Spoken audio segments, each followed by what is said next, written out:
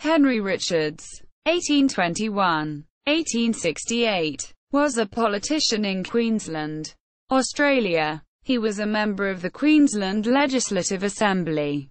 Early life. Henry Richards was born in 1821 in England.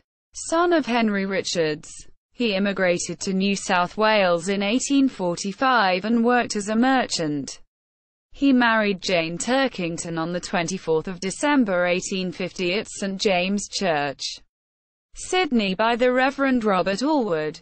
He moved to Brisbane in 1859 as the managing partner of Robert Towns & Co.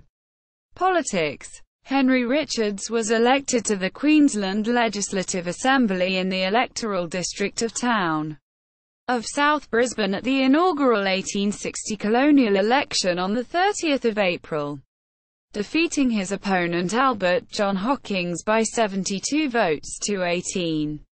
Richards held the seat until the 1863 election on 10 June. Later life. Henry Richards died suddenly on 3 April 1868 in Cardwell, where he was the police magistrate and sub-collector of customs. See also: members of the Queensland Legislative Assembly, 1862–1863.